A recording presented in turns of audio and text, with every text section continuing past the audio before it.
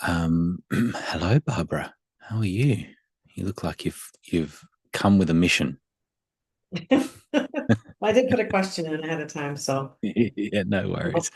but, I'm just yeah, I just was working on OB 2.0. I just finished the right fit client part. It was a lot of thinking, so that's okay though.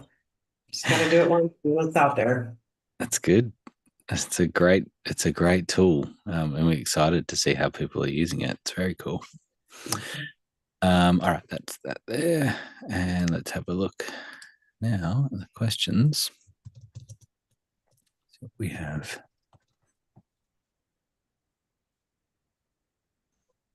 I'm going to check the date. Oh yeah, okay. Got Priscilla's. Okay, I could. What a way to start the question. I could figure this out on my own. A little bit quicker if you just tell me. Um, membership.io for free. Okay. Um, how does that complement Obvio? Okay. Um, membership.io, which was used to be called Searchy. Um, and it really is a where we're seeing people use it with Obvio is you can you created a member hub essentially, or you can create members hubs. And so while there could be a little bit of overlap in lots of things that we do with Obvio with other services, with it sometimes the way that Blue said it one time, and I said that's a great way of saying it, is that Obvio is like a temporary membership site, which is a good way to think of it. It's like people have signed up to an event and they need access to some resources and some links and bits and pieces. And that's the Obvio dashboard in a nutshell. It's like how I get into Zoom and where I find everything related to that event is there, which means it's available for before the event, during the event, and after the event. What it isn't really designed for, although you can sort of use it this way, is to store videos for ongoing, for indefinite usage by your membership. That's not really what Obvio is about. It's not what it's designed for. So membership.io is designed to host all these videos. It's very good with searching, being able to search on transcripts and being able to find those. And there is an integration that we have where you can get your videos that you've recorded in Obvio that and can pull them directly into membership.io. And so that was a little integration that we did. And for some people, that might work okay. Generally, you're probably going to want to download your own recordings, edit them, put some top and tail on them, like as in put titles and things at the start and an outro and things like that, and then upload them to search to membership. So, does that answer the question? Could be a great place for Yep, for storing all of your on-demand videos post event. yep. Okay. So, which that all makes sense. And I mean, that's kind of what I had in my head, but then I've Mm-hmm. not worked in either one of them extensively, well, hardly at all. So I just Mm-hmm. wasn't sure if I was missing something. So that makes sense to me. So then I mean, I like how you said Obvio. I should just really think of it as my event for my Yeah. events. All the Mm-hmm. resources for an event. Once the event's Yep. done, I'm done with Obvio for that particular thing, unless I have another event. That's right. Um, Yeah. and then I can also store in membership IO any kind of course I make as well. It's like a Correct. Kajabi, right? It's something like That's what it's for. Yeah. or Yeah. okay, all right. Yep. That's why I understood it, And but I, again, I've and not I been in think it. they really broadened their scope a bit when the term searchy wasn't serving them anymore, because it's more than just a video hosting platform that you're able to search in a clever way. Um, they've expanded to to sort of be a membership hub. That's where you find everything you need to. So we are finding it's interesting every time we have these different questions around where Obvio sits in your whole ecosystem. It's interesting to see that some people are using Obvio as their initial portal to access everything else. So in the way that Leap does, for example, right? That you go to the dashboard, you've got all these links, and then you might go off to these other places that house all these, membership .io and things that house all these other resources. And that can be a way of doing it. It just right. Okay. One of the advantages with that is that if you're doing like a monthly call or a weekly call or something, that the link that everyone is used to going to, that dashboard, is the one that's going to take them into Zoom the quickest possible way. So that's one way of using Obvio, because you have this ongoing event. And in that case, you've now got a weekly event. It's one event that happens every week over the course of a time, which is exactly what this Q&A meeting is. It's an ongoing event, happens every week, and that's where the dashboard is. That makes sense. So then I'm just linking and it will just take me to. Well, wait, hold on. So I make a dashboard and I have it as a week. I feel like I just complicated that. What you were just. No, I had it in my head a minute ago and then it just popped up. So there's a lot going on. I got phone calls coming through. So like the dashboard that we just used to get in here, that's Obvio. Yep. Right. Yep. And then I click go to the meeting and now I'm in Zoom.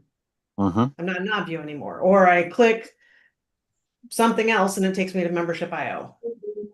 Right. Okay. Yes. Okay. Yep. So then I know that I just lost my train of thought again. I know that Obvio it's not a CRM. So I definitely need something like Go High Level, ClickFunnels, something like that.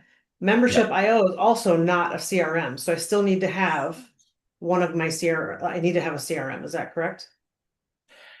Yeah, I don't know the full feature set of membership.io. Okay. So yeah, that's true.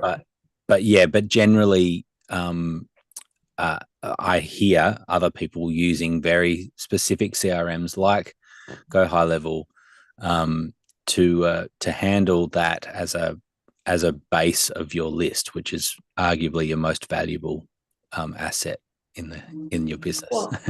Well, yeah, and that's where you have to make like all your workflows and your animations and all that jazz. That's all not that sales pages, all that stuff. Yep. Yep. Okay. Perfect. When it comes to event delivery, is Obvio. Exactly. Okay. And then ongoing membership, resource accessibility is done through membership.io. So yeah, but it still can be connected if I have a weekly call. I can still use Obvio like we're doing today. And because I like that. I like that we have the same dashboard every time we go to this call and everything looks familiar to me. So I like to have that. I like that idea as well. So glad you said that. So, okay. That was it. I think I got it. Thank you. No worries. You're welcome. All right. Is Priscilla with us? Yes, Priscilla is with us. So I'm just working through some questions that people have posted early. Is that very, very early? It seems, Priscilla. You got this one in early. Please help me rebuilding my high ticket offer button on the dashboard.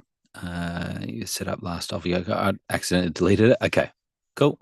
Appear on the dashboard. Also, Obvio was allowing me to put in the time to place it on the dashboard, yet it wouldn't let me end it. Okay. Should we? Does that make sense? Yeah, somewhat. Do you want to screen share? Yeah, I would love to screen share and show you, impress you with all my Obvio wizardry that I now know because I attended one other call. Is it right? Iteration, right? You know, Mhm. so, hang on. I'm proud. I'm proud. Sorry. That's Okay. great. So am I doing anything? Can you see Just go am I again. screen? Just click Okay. again to share it. Okay. Now that you got Okay. approval, that's all we go. Okay. Gotcha. Good. So I'm in. So let me just go back to my events. Oh, let me go back here. Of course, is it now slow? Okay, Go. here I am. Okay. Yeah, bear with me. Go to my dashboard. No, hang on. Yeah, that's My right. event. Design. Okay, sorry, hang on. I'm getting all click happy here. I was There you go. scolded yesterday from Jason. He's like, stop with the clicker. Anyway, crazy confidence, right? Okay. So, okay, add button. So this is where, and specifically how I deleted this, and is I went into the dial here and on the the high ticket offer button, went Yep. into the settings dial. But when we went in to put the rules in, Melanie was showing me, and I'm not blaming Melanie that I deleted the button. And however, it says rules, and then you can say like put the time in, like when it pops up. And so I put the start time like an hour before I'm scheduled to do my offer. And then it says when do the sales end? So I put it like 5 days later. And for some reason I think it's a human error. Clearly, if I deleted the button, then I just didn't understand. So, Yeah. Okay. So to add a new button, you can do that. You may okay, want to duplicate the one that's there, right? Because that's probably I would closer love, to what you want. So that yeah, copy. Yep. yes. So do that, and that just takes all the settings into a new button Oh, awesome. form, right? And Mhm. so now you can change this as to how you want. So you want to have this as, you know, I don't know what you had on the button. I'm Yeah, all in or so something, or yeah, yeah. no, I'm in for more. Okay. So, Yeah, is change that a that to link. link? Yeah, change it to Okay. link. And then, okay, I did. Okay, and There we then, go. There we go. And then and URL then, down below. okay, but where do okay, Yeah. which is, Just okay. there. Yep. Is that, yes. Okay, so it does remember Be the it, one. but Yeah. what do I call it? So go up further where it says join the main stage right there. Yep. Okay. So Put that however you want. I'm in for more. I like Blue's thing. I'm in because I'm There you go. You had in. it. I'm You can click it in there. It's right for, there. Okay. yeah. Good. It was there. Okay, in the Yeah. image, there is, bear with me here. Dun, dun, dun. Oh crap. This is where I feel like everybody's looking at my dirty laundry right now. It's the cleanest dirty laundry ever. Yeah, that's right. Okay. Okay. So yeah, you just Yeah. when you just cropped it when you added that just then. Okay. So cancel. Do I confirm? Yeah, Y- I removed Yeah. that. Okay. And so you can just on this next screen, you can just say skip resizing down below because Oh, okay. you want it to be the size that it is. Yeah. Okay, great. Just And then hit we you had can a hit different color. Mhm. so if you just hit save on that for now and just so we know what we're looking at. Mhm. Okay, yeah. Mhm. All right. Yeah, and then I think you had the background a different color, right? Blue. So just Yeah. hit hit the yeah, that's it. The gear. Styling. Yep. And the color. Scroll down a little bit. So that's the text color. Yeah. I can't remember what you had. A little bit further. Yeah, that uh, one right there is the background. oh, here. This one. This There's was the border. color. Okay. Oh, That's currently the border color. okay.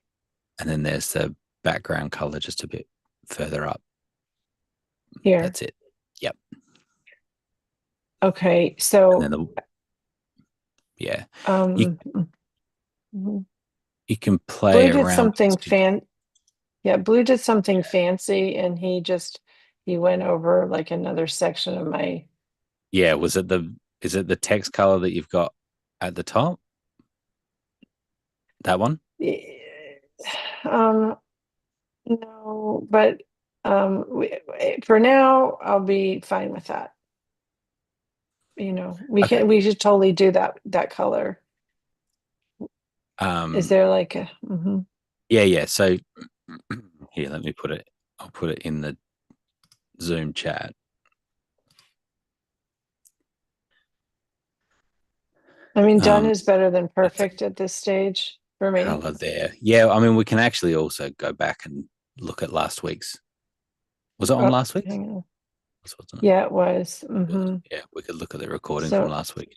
Pull the oh, color. wait, why do I keep doing that? If you look at the chat, there might be. I can't find the chat now. All right.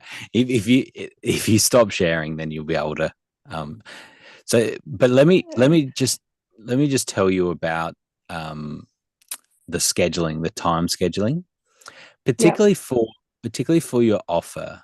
Um, you want to be really careful not to preempt that, to have that on your dashboard before you're ready for it to show.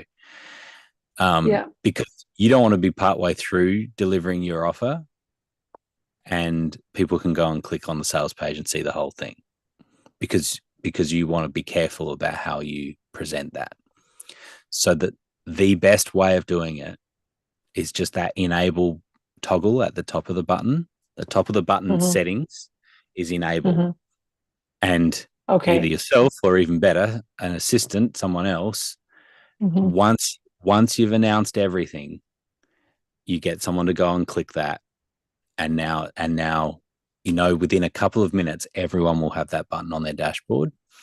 Okay, It's that makes sense.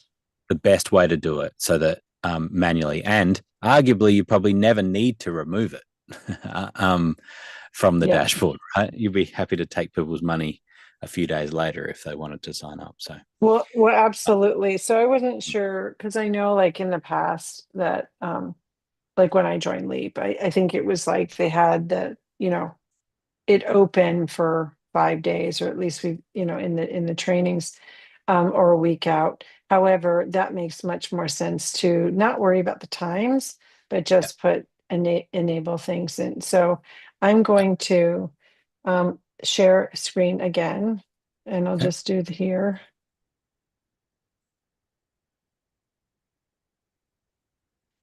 Okay, perfect. And then hit save, correct? yep, yep. And do we have the border around it? Well, it doesn't matter at this stage. Um, Yeah, the only thing so you may want to change, I don't know if you like that hover. Do you like that hover color like that? You don't no, I mind? don't. No, I Okay, yeah. don't So like it. change this. Yeah, go to the settings again. An easy option on this, on the Hmm. styling, just click that styling again at the top. Hmm. And Hmm. just further down, it says hover. Just uncheck that customize hover background to just at the bottom of that window at the moment. A little bit further down. Right there. See that? Customize. So turn that off and click Hmm. save. Hmm. And this will do a default, right? Where it just lightens it a little bit. Okay. So it shows that you're hovering over it, but it's not a dramatic color change. And so that's an easy Okay. default. Yep. Excellent. And Yep. if we want to make that a little bit bigger, is I mean, I don't need to. Um, No, but it's the okay. line size. It's the same size as the text. And Okay. so it's the Oh, line yes. height. Okay. Yep. Okay, So that's fine. you Mhm. can make the font a little bit larger if you want, but it probably works that size. But I get what you're saying with Yeah, the icon. it, it does. I mean, again, it's just more my curiosity. So the rules, Yeah. this is where I came in. So it was to add the rule and but we're not even going to worry about that. We're going to go back into I think you keep it the really simple. There it is and right then there. Yeah. You just So dip out. take that off. There you go. Yep. And if you go up to preview in the top right now, top right Oh, yes. over there, yep. There you go. You can see what it looks like Awesome. for the average user. Yep. And then to put resources there, that's as simple as coming in here and adding reset or downloads, add a There you go. resource. Then I just Exactly go, right. I just click on that, and then I upload a You can upload a file, and file. then Yep. Or you can send and it to then another link. okay, Same again. and You're then making a little, you can do a little icon or, yeah. great, and then the picture is PDF. Okay, that seems very straightforward to me. Good. Thank you, everyone. Yeah, well done. That's I got that's all my great. little Obvio wings on, so good. And yeah, I always say that, with our online events, we're not limited by time and space. And so we don't need to create artificial limits. Like, I know my button's going to appear at, midday. I need to make sure that my offer happens before that. Why do that? If you're running 20 minutes late, you're running 20 minutes early, whatever it is, you're flowing with your community and the way that it's working. And now it's like, okay, now we're ready. And so then you do the offer and then you toggle that and now you're on. There are certain things that you might do a welcome to day 2, for example. And if you had that, you may want that to turn on at midnight or at 5 a.m. or something like that. You've decided, I'd like, this little blog post to appear that says welcome to day 2. Oh, yeah. You could totally automate that, because that's not a time critical thing. It's based on the day. And so it's, you can do those sorts of things that just customize the dashboard just a little bit. But these are probably like, intermediately, level moves that these are the sorts of incremental things you do on each event that you might like, I'd like to tweak that a little bit or whatever. You've got the fundamentals all sorted and you may not need to stress about anything else. Well, that's really interesting. So if I did want to have a welcome message for day 2 and like day 3, would I create a button for that and just say, here's your welcome message for day 2? You would create a blog post. So further down on the dashboard, it's called a blog post. Really, what it is just a section of content. And that content could be text and video, images, whatever it is. We just call it a blog post, but really, it is just a section of content, and you can customize that based on time of day, like for it to appear at a certain time, and to disappear if you want.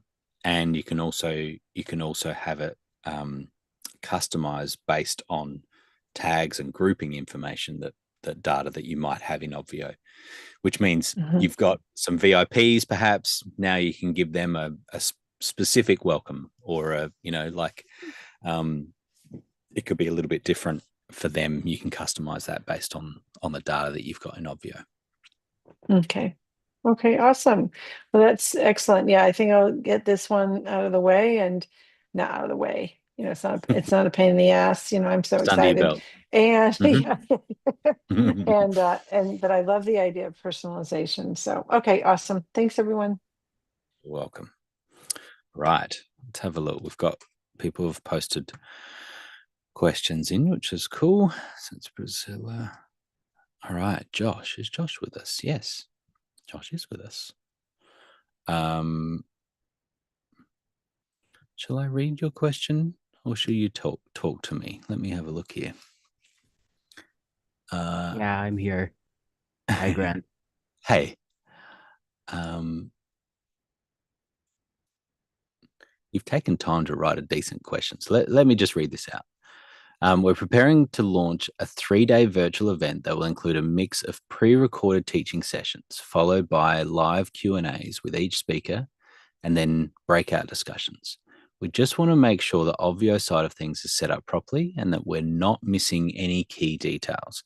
Please note, Some parts of the dashboard and marketplace are still placeholders as our team finalizes content and media. Here are the main questions we'd like to cover. 1. Should we set the start and end date a week before and after the actual event so our team can log in and beta test everything? Let me take that question first, Josh. So the answer with that is the event time window, the start time and the end time, is just based around using Zoom.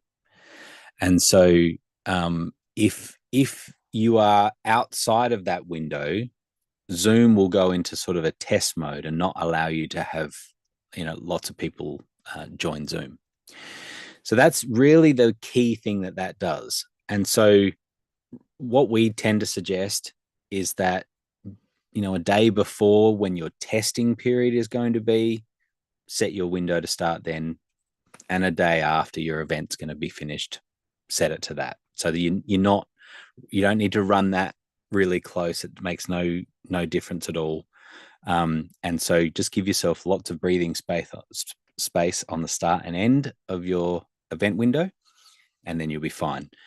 Access to Obvio for your users, as in your team members, is anytime. And access to the dashboard for your attendees is also anytime that they actually have. You've given them the login links. Once they have that, they can access it. So that's the way that the access works. So the event start and end times is just about Zoom. Give yourself lots of space on that, and you'll be totally fine. Does that make sense? Grant. Yes. One thing to add to that, I'm pretty sure the end time also impacts the CRM integrations. Sure. Yeah. That after the end time ends, it'll no longer sync any changes for the CRM back into your dashboard. So I normally suggest setting it for at least 2 to 4 weeks after your event. A lot of times you're doing post-event follow-up. You still want to potentially sync things in or track if people are clicking on offers and other buttons on your dashboard. Yep. Thank you. Good point. Thanks, Justin. That's all good, Josh? Makes sense. I think so. All right. Oh, yeah, sorry. You're good. You're good. Yeah, it No makes worries. sense. So, yeah, Justin gave a great idea regarding the end date. So, if we want to track something, should be Longer. like a month Longer. after. Yeah, Sure. thanks. Yep. All right. Number 2, would you recommend having our audience set up a password before entry, or can we go straight to the virtual check-in waiver and then move to the tech check? Yeah. So the way that works, we still have that password step there, but it very much is a legacy thing because we have so many other ways now of getting people in, and it's really not necessary. We had it before. We had our magic links really in place and an easy way to get those to people, and also things like our sign up page and other pages that we can now get people in without having a password. So it's a very, very specific weird use case that you might use the password. I think pretty much everyone can keep that disabled and not worry about that password step. So that's all fine. And then, if you want to go to the waiver step, if you're getting them to sign something or they're doing a form, like an intake form, that's where that happens on that step. And then check in as to whether you're doing the tech check. If you're doing check, it sounds like you might be planning to do a tech check before the event. Yeah, we're Okay. planning to do a tech check. Yep. Great. So we have people doing all size events without tech check, and we have people doing all size events with tech check. And so I would just, as everyone's kind of thinking about that, should I do a tech check? There is a sort of middle ground that I've liked people that I've seen people doing that works well. The middle ground is to do a tech check the day before. And so what happens is you can say between 3 p.m. and 6 p.m. we're doing tech check, right? You want to come and just make sure everything's working, say a quick hello. Breakout rooms are really important to our event, so we want to make sure that your setup's working well. Come in this time and you'll make sure that Zoom's working on your setup and everything. So between 3 and 6 on your day before, that gives you an opportunity. Not everyone will. The people that do will be really happy because that'll be a great experience for them. And from a technical point of view, when you toggle that tech check on and off in that step, in the check-in step, if you turn it off, now people just bypass it. When you turn it on, if they haven't done tech check, they'll get directed to tech check before they go to dashboard. So what I'm saying is, on your day before, you could do that 3-hour window of a tech check, have half your people, a quarter of your people come through. They have an amazing experience. They get to chat with you and whatever. They get this human experience the day before your event. And then at the end of that, you just turn tech check off, and now everyone just goes into the event as normal. All the other people that didn't come to tech check are no wiser. they just do what you're going to do anyway. And so I really like that. It's another like value add for some people that are willing to show up, the day before. And it will help. There'll be someone that's like, oh, I can't get my microphone working. Is this working now? It's like, oh yeah, it is working now. Awesome. You're now not going to railroad a breakout room session because you couldn't get your microphone working, right? You've just saved that. You've pushed that onto your day before. So it's just worth thinking about that in Tech Check. But as I said, there's lots of events that are just not using Tech Check anymore, and it's okay. Another way of doing it is part of your housekeeping at the start of your event. Hey, everyone, just making sure that everything's working. You can see and hear me. Great. All right. How about we just quickly go into a breakout room, make sure everything's working. This is just a time to say hello. Is my microphone working? All of that. Let's do that for a few minutes just while we're getting settled. And that can work really well because more people are familiar with how things are working now with Zoom than they were 5 years ago when we first built Tech Check. So anyway, that was a deep dive into Tech Check. I'm sorry, but sometimes I springboard off of these things. Yeah, just a quick follow-up Gotcha. question, sorry, about the tech check. So Sorry. you mentioned a while ago that we can toggle it on and off whenever we want to. So under the attendees tab, there's like the option there where people that did the tech check gets like tagged or labeled that they done the tech check. So if we turn it off, does it still give us that info of whoever did the tech check or not on the Yeah. attendees? Yes, it does. Yeah. That'll still be that data will still be there, and on any exports that you do, you'll have the timestamp of when they did the tech check. Okay. And so all of that maintains. When you toggle it, all it's doing is, what am I doing with people that haven't done tech check? When you toggle it off, they're just going to go straight to the dashboard. Mhm. You toggle it on, they're going to go to the tech check, right? And so that's all that is. Okay. So there is I'll just add this as a little advanced level move as well, and that is that people that you can say you wanted to make your dashboard available a week before, and want people to be able to come and see some stuff and whatever, and you don't want to do tech check then, but you want to give dashboard access. You can do that. People will go straight to the dashboard. That's great. That's all working. When it comes to the tech check time and you've enabled tech check, even if they'd been to the dashboard before, if you've got tech check enabled, they'll get redirected back to tech check to do that the next time that they go there. So that's another little advanced level move that you can do if you still wanted to do tech check. But generally you're just doing it. You have it on and then you turn it off, and that's it. Now, another little thing, I feel like I'm answering a bunch of questions that no one's asked, but it's coming into my mind. And so sometimes we do, we haven't talked about this much in recent times, but sometimes you do like a help desk. It's a really handy place as another Zoom meeting that's running that you just have a team member in. And if anyone has kind of, specific questions or some tech things, or they just want to talk to someone during your event, particularly during your event, and like pre and post, you could click the help desk button. They go into Zoom, and now they're able to talk to someone, right? You think of it like a registration desk at an in-person event. There's always someone there. You can go and ask them a question.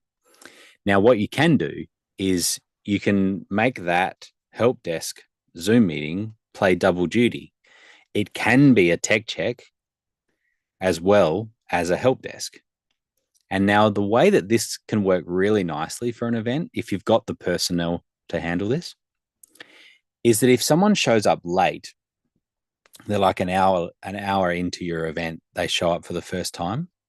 If you've got tech check turned on, they're going to go to tech check, which is technically your help desk. Person's going to jump in there, and they can now, your team member can now do a quick little intro for them. Think of that like they're walking them to the ballroom and ushering them in an hour late. Hey, just want to let you know. So you've just missed a little bit about XYZ. This is the general bit of housekeeping stuff that you've missed out on. So happy you're here. Where everything's all working for you, breakout rooms and things, that's all working great. All right, let's get you in there. Right? That's a really cool experience for them, instead of dropping in cold to an event that they happen to be late at. So there's a couple of these things that are just super cool when you have the team to manage it, right? That's the key thing. You want to have extra people that are just doing this for you. You're not even thinking about it. But it is technically possible with Obvio to be able to do these advanced level moves and these extra human touches that you're able to do. And tech check is a way to use that. And help desk. Right. Number 3, what's the best way to set up private green room space for speakers before they go live for the Q&A sessions? Several different ways. So, Josh, how many people do you expect to this event? Well, we're expecting around 100 people, and we have Right. like 5 to 7 speakers for the Yep. event. Yeah. Great. Okay. A couple of different ways that you can do this. I mean, it sounds like you're going to still run it all in one Zoom meeting, right? Like that you'll have your speakers come into the same Zoom meeting as your attendees, and they'll be, screen sharing and doing whatever they want to do in that one Zoom meeting. Is that right? Yeah, well, basically, what we're planning to do, as I've mentioned, it would be like a hybrid, like an introduction first, and then a pre-recorded video from that speaker will be played, and I after the see. video, the live Q&A of that speaker will happen. Yep. Okay. Cool. Yep. That's a cool way to do it. So the way to then to tech check you've got a couple of options to check the speakers. One is to have a separate speaker Zoom meeting. Two ways that you can get them access to that. One is that all your speakers could have access to your dashboard. And if I was to show you here, when it comes to a particular, so let's look at this, like join event Zoom meeting. You could create rules that if a tag includes speaker, then show that Zoom button. So they'd come to the dashboard and they'd see speaker green room as an example, could be the button for that, right? And it's only for people that you have tagged with speaker. Now, what you can also do, just to be sure, is the main stage button. You could go into here and you could say, only show for people that do not include speaker, right? And what that means is that normal button would disappear for them, and they would only get the tech check. The speaker meeting. Now, in this particular case, it sounds like you're going to want to give them access to both, and you tell them to come to the speaker meeting first, and then you give them and then they go into the main stage. Now, that's one way of doing it through the dashboard. Another way, which we often find for speakers, can be, so it depends on how involved your speakers are in your event, in the whole event. If they're kind of just a fly in, fly out, which can often be the case, they're coming in for their Q&A panel and then they're out. They don't need to see your resources. They don't need any, they don't need to see all your dashboard. They don't care about any of that. They just, they want to know their session. The way to do that is to share your direct access link. So now what happens is we come to this Zoom areas page, we come down to the number 1 here, which is the actual meeting, the room number 1 in the area. And then we toggle this, enable direct room access, and we give our speakers this link. This link will take them to a simple little login. You can give everyone the same link. They put their first name, last name, email, they join room. It goes into Zoom. And so in that instance, you could share the speaker green room. Please come in and check with us 20 minutes before your Q&A, whatever you want to say. We'll make sure everything's working and that you can hear us and everything. And then here's the main stage button. Here's the main stage link. And you would do the same thing where it might be a different area. You would come to the area. Now this might be your main stage area, and you could give your speakers direct room access to your main stage as well. So they could end up with 2 links: green room, main stage. Send them that email, they click those and they join. Does that sound like the way that you would lean, Josh? Yeah, basically, yeah, basically that's it. Because what we're trying to do is, like a personal conference. So there will be like a host who will introduce the speaker, and once he gets introduced, then he'll have the spotlight on the main room to discuss. Yep. Yeah, and you can keep an eye on that main, when you know that they're dropping in.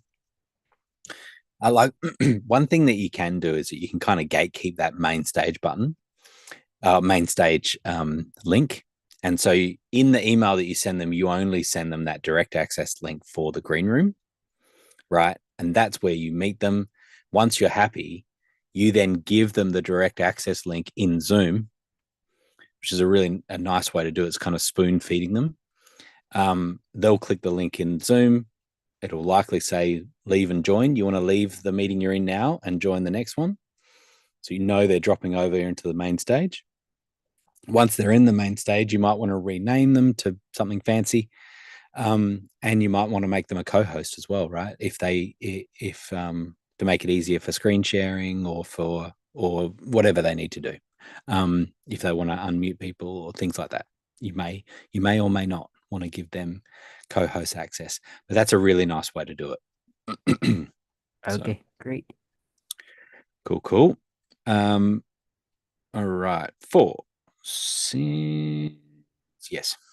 Since each session will have a pre-recorded video followed by a live Q&A, what's the best setup in Obvio for that flow? As in how you play out those videos? Is that what you're asking? Yeah, so what I'm because since these are pre-recorded, do we like house it in something that we can embed, or because I'm not really familiar how we can play a pre-recorded video in Zoom, so to speak. So like after the pre-recorded video to transition the live person on that session. So yeah, that's what we're trying to figure out. Yeah. So it's a bit more of a production question. There's lots of different ways of doing it.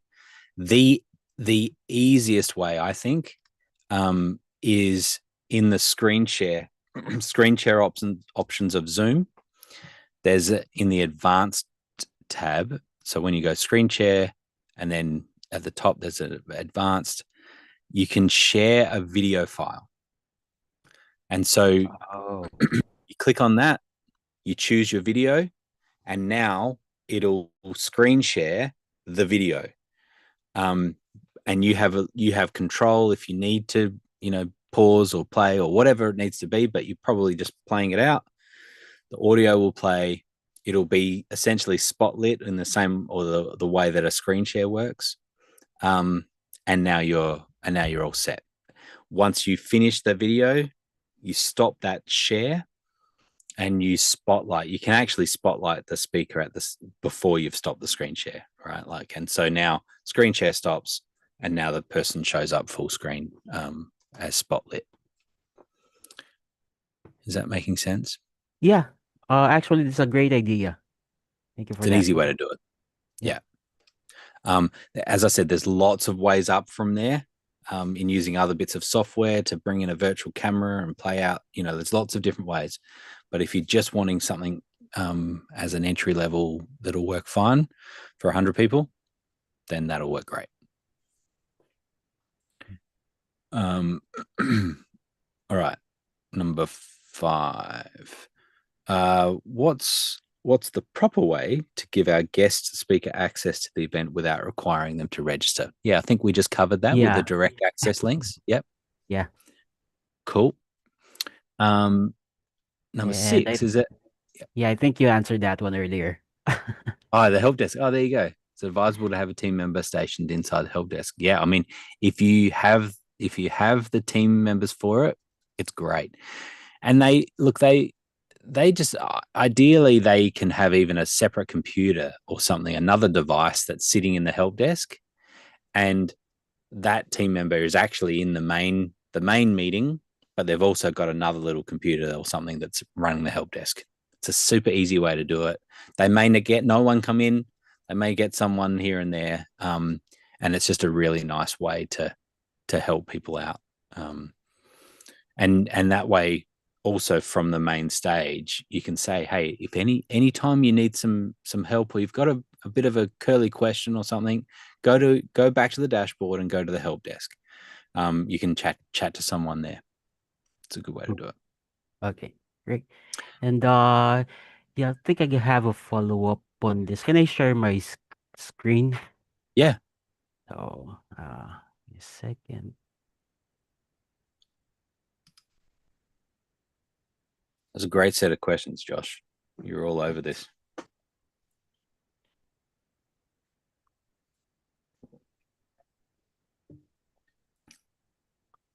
Do I yeah, is my screen okay? Yep, got it. So, yeah, actually this is the dashboard that we're currently working on. Looks cool. So, yeah, we're Love that normally background. we're hosting our thank you. So, yeah, normally we're hosting our checkout pages in a different platform in Kajabi. Okay. But seeing this that we have a marketplace, we're trying this is the first time we're gonna try to use it or try to use it. So just wanna make sure. So we've created like the offer or the ticket. Now if in case we wanna, because we do have students that will also come in and we wanna provide them discounts, do I need to create a new ticket here, or will there's something like a coupon that they can use for this ticket? Yeah, so you can create separate tickets essentially that are already the price, and then you can give people that link directly to that ticket, and that way that they've already got the discounted ticket. I guess, Josh, I would just caution you, because so you've already got Kajabi, is that right? Is that where a bunch of stuff happens? Yeah. Um, the the use case mostly for this, for marketplace and tickets, is really sort of entry level, Mhm. for people that don't have a CRM in place that could have a sales page set up, right? Like, Mhm. so I'm not trying to tell you necessarily not to use this, but you will find that CRMs have a lot more functionality and flexibility when it comes to your sales page. Okay. Yeah. And you may be happier there. But what do you think Yeah. about that? Well, because we're trying to explore what Ovio has to offer as Sure. well. So what we're trying to do is we do have a landing page or a sales page in Kajabi, and the call to action there, Yep, when you click it, goes here on the purchase page. I see. So Yeah, the call to action goes here. We're still trying to work this out, but this is basically where it goes in. So we're trying to see if we can use this purchase page or house it in Avio, since we'll be housing the event itself or the summit in Avio. So we're trying to, test this out as well. it can totally work. Yeah, I guess the only thing is we don't have direct integration with Kajabi. Is that what you're going to say, Justin? That is what I was going to say. Yeah. And so that is one thing that I would say in this particular case. You may be happy, just, since you've already set it up, it looks great. You can totally make that work, and you can create different ticket types, and then you can give people specifically the link that'll just take them to that ticket type already Mhm. pre-selected. And so if they get a half off or whatever, that's what they see. Um, and then that will sign them up. Yeah, that'll create their attendee in Obvio, and you'll see that whole flow. So I think you've thought through this really well, and that would be a good way to do it. Thanks. It's And more. Sorry. mhm. Yep. Go ahead. Yeah, just going through with this as well. I just wanna know what's the difference with the welcome and the purchase confirmation email. Yeah. Because yeah, I Very. tried to do this one, and yeah, the variables, this one doesn't work in purchase confirmation. Is that right? Like customizing the first name. If you were doing a test, or did you do a full purchase and Oh go no, through the yeah, pages? I just did the test. Yeah. So a test a test will only it makes up that data to test with. Mm-hmm. So unless you happen to put in an email address of someone who has already um, uh, sorry, if you have an attendee already in Obvio, if you use their email address, so you could create your own test, right? Put Yeah, your name in, have an email address. If you send a test to that email address, it will use the data that's in there, because it'll see that it's there. So right. that's a good little thing as far as tests go. Yeah. Um, but to answer the question too, so a purchase confirmation is essentially the same as a welcome. It's just a different workflow, right? So a welcome email is sent out anytime an attendee is created, no matter how they're created, Mm-hmm. imported, manually entered, a third-party integration, a ticket, any one of those things can be when that sends out, versus the purchase confirmation is specifically about the purchase that you have successfully purchased. You're registered. That's the way that it's gone through, and it happens as part of the flow of the purchase, which is Great. different to welcome. So you generally wouldn't have both. Mhm. You would just have the purchase confirmation in this case and not need a welcome. Great. Yeah, I think that clears it because yeah, that's what I was confused a while back. And yeah, also checking the purchase confirmation page here. Yeah, I don't see like there's an option here where you toggle variables, then it gives you this one, first name, last name, or URL. So yeah, You Yes. are just one correct. I thing. was just noticing that and writing that ticket up for the dev team. I Yeah. was like, where's the variable That's right. drop down that should be there? Yeah. Yeah, you're right. Yeah. It's on all the rest of the So pages. so yeah, that's just the only thing that I was wondering about because I don't see the option there. S- So I assume that yeah, it's not working on the purchase confirmation. But It yeah, it glad will thing you work. cleared that The out. Yeah, it will work. Yeah. what I would do is just go to the welcome one, email, put in the variable you want to use, and then just copy it Mhm. over. Yeah, that's Yep. what this one here. Yep. Exactly. It looks like you got Uh, everything set. Yeah, and thank you for that. Let, um, okay. that's great. Yeah, good work, Josh. Hey, can I just check? Are you a virtual assistant by any Yes. right? Um, and do you have availability in your schedule for other work? I'm working full time. Okay, no worries. just checking. Are you in the Philippines? Yes, I'm in the Yeah, Philippines. nice.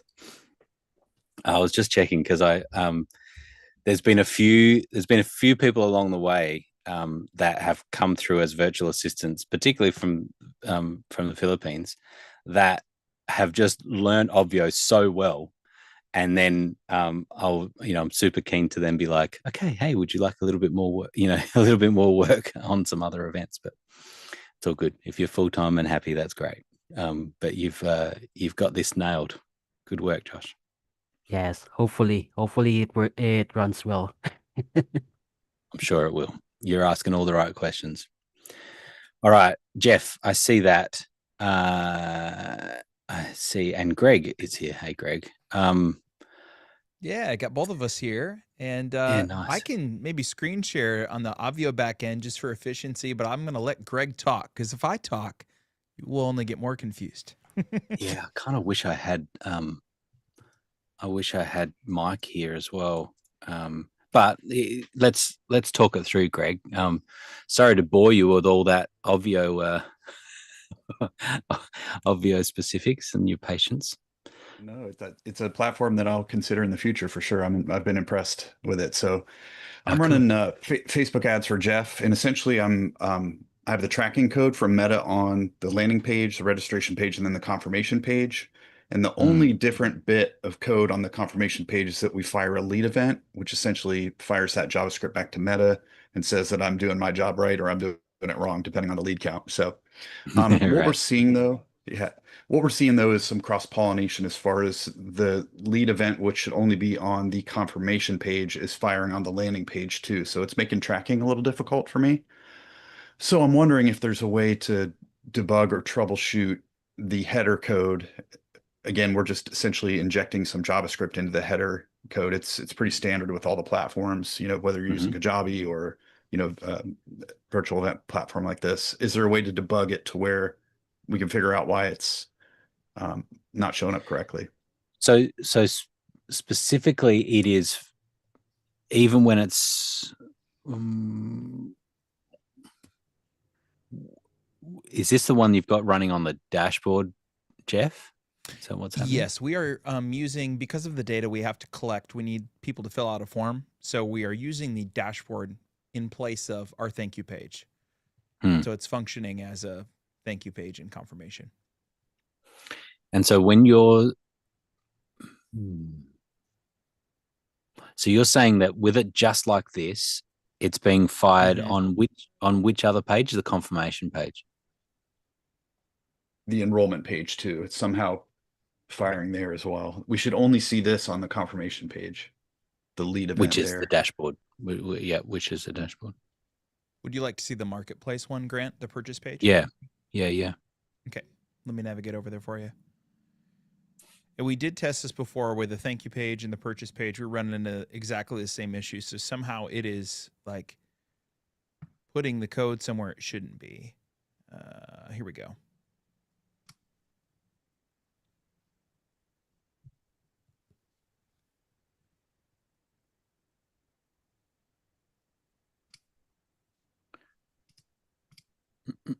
Right. And then just to confirm, thank you page is completely disabled at this point. Yeah, okay. And so it's firing on this page, even though it's only set to dashboard. Is that right? Is that what? That's my understanding. Can you confirm, Correct. Craig? Yes. Okay. So we should fix that if that's how that's working. Are you tracking that, Justin, as well? I have been relaying to Mike on some of this, but I'm not sure that he has seen exactly that issue. Now, so we should fix that. But in the meantime, Jeff, if you were to put that, instead of putting it in as a script on the dashboard, put it in the embed HTML at the bottom. Yeah, I can do that. Just in case it's the script that's given us the issue. The only thing I would say, I like that idea. The only thing I would say is that we also tested it, just on the thank you page. So it seems like there's something else going on. So what you're suggesting may be a safer bet. It seems like there's something else going on. Let me go ahead and just delete this. And I'm going into the dashboard. And here I can show you what I'm doing. Uh-huh. And then you just said the footer itself, right? Just throw it in as code. Writing down there, yeah. Yep.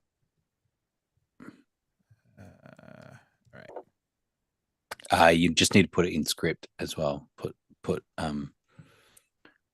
So you need to put in the same way that style is done there. You need to put script. So less script? less than Feel free script. to explain it like I'm a chimpanzee. I will not be offended. No, you're fine. So that's good, except that's the close tag. You can put that after it, and then you'll do it without the / in it at the top. Now everybody's learned why Greg is here.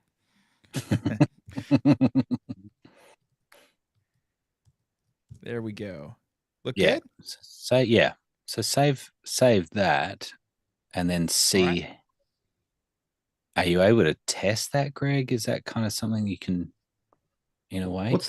What's the public URL of the one you just sent, Jeff? I have a Chrome add-in on this end. I can. Yeah, let me drop it in chat. I think you registered for the event, so it should let you right in. Let me go ahead and do that. Okay, that's coming to you now in chat, Greg. And that's the confirmation page they get, correct? Correct. Yep.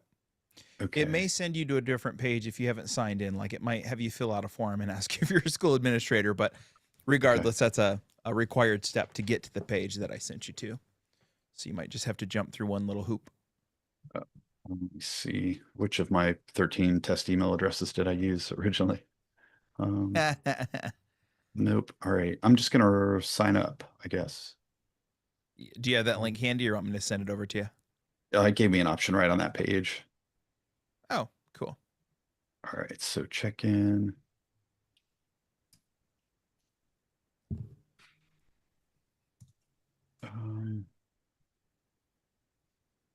Do I need to fill, do you want me to go ahead and share?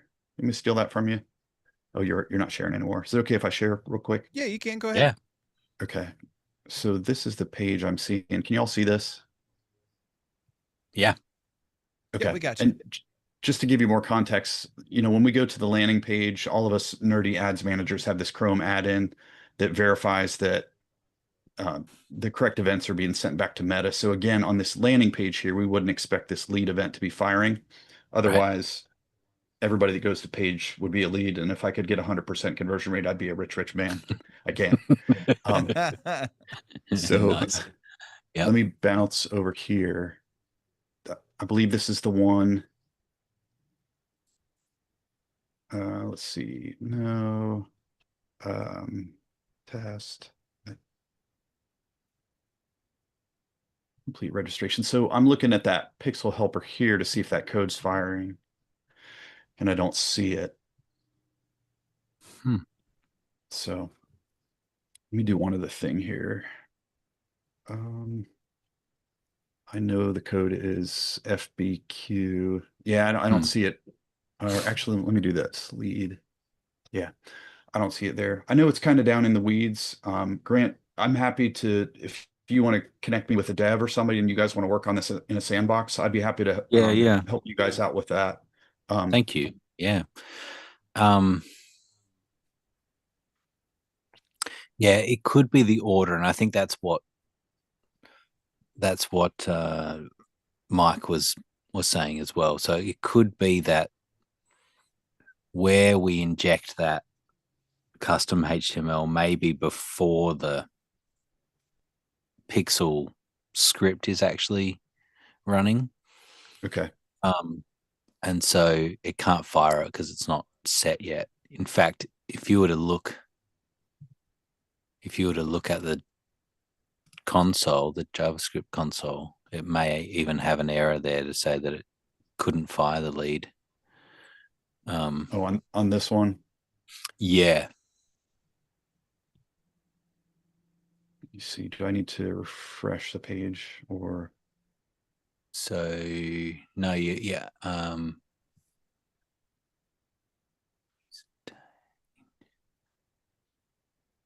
It hasn't specifically got it there, but I don't think it's going to show up, Grant. Normally, when you put a pixel on, you have a whole bunch of stuff to inject Facebook's JavaScript file so that it knows what that FBQ method is. And I didn't see that code. And so maybe that's not. But yeah, we should still get the error though. It should error to say that it's not defined, right? No, because that script says if it's not undefined, then go and run it. So it's skipping over that line of code because it needs the rest of these. Needs the rest of the script that's in Marketplace on the dashboard page. Yeah. Okay. Jeff, could I give you a piece of script to just run the full script on there to just test it real quick? I don't want to take up too much time.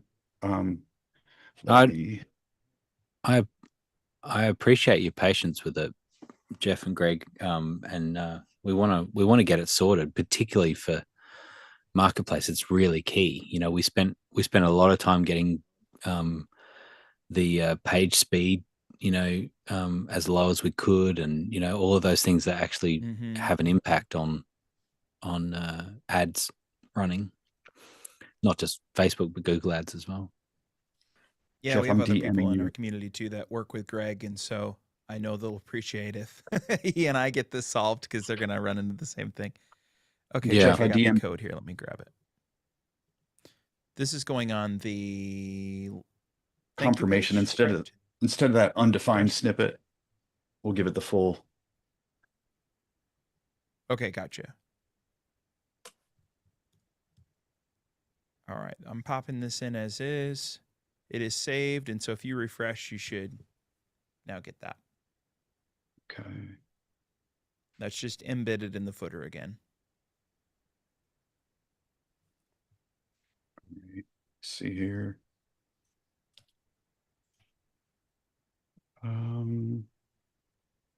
Okay. That's working. Yeah, okay. So I think the only thing we need to figure out is actually let me do a hard refresh on this too.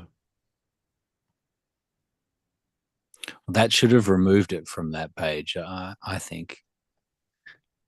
Yeah, so it looks like the confirmation page is good. For some reason, this is still coming over to the main page. So I think that might be the only thing.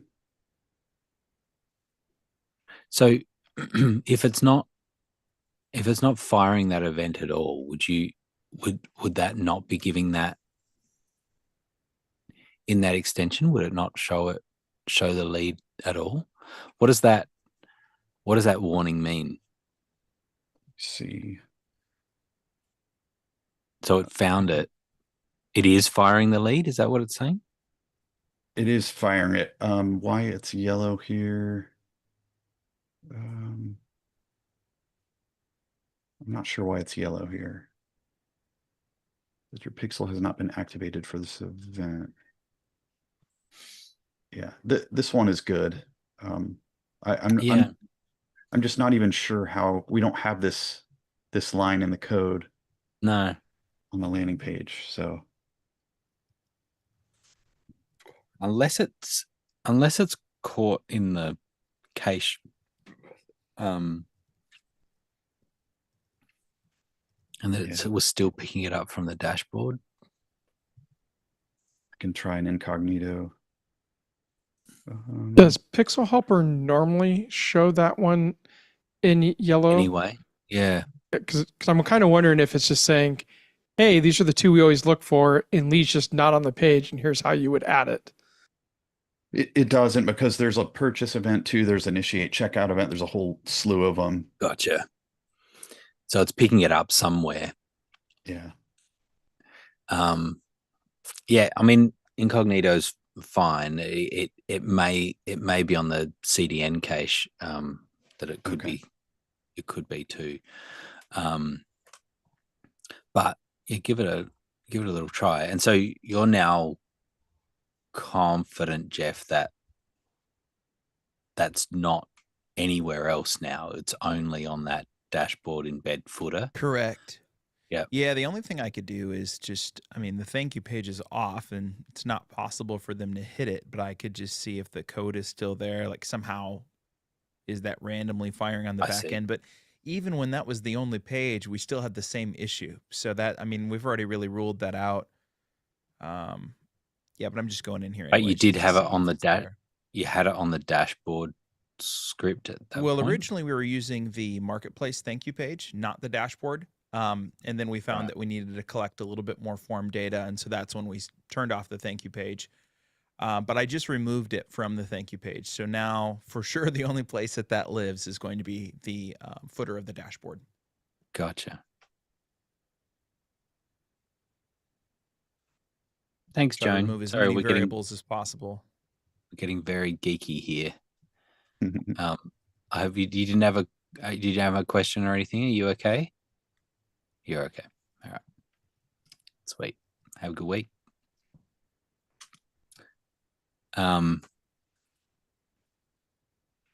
Yeah. Well, I mean, I was actually thinking when I saw you, Jeff, that I want to just get an email thread going directly with Mike and not outside of the ticket system. And see if we can get somewhere. It feels like we got a little bit. I would imagine closer, a quick Zoom or something would, probably be able to knock it out. It's just the back and forth. I think we're not able to see enough of each end, and that's where we're getting stuck. Makes sense. And Grant, I can see when I looked at the page source and searched for lead, it is in the page source. At least it truly is there. You just got to figure out where is it showing up from. Why? Yeah. Well, I'm happy to be on a Zoom call. You guys just let me know when you need me to help troubleshoot. I'm happy to do that.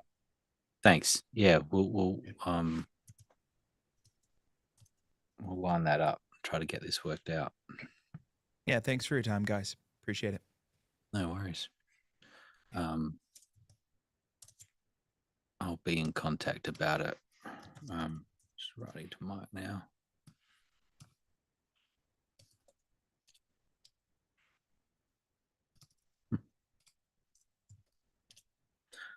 Right. Anyone else? There's no other questions that are posted there. Anyone? Any other questions?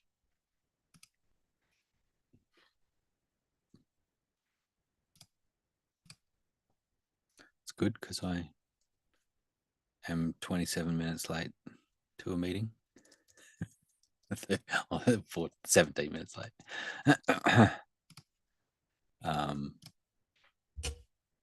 Great. Thank you, everyone. I'll be here next week. All right. Thanks. Bye-bye. Bye-bye.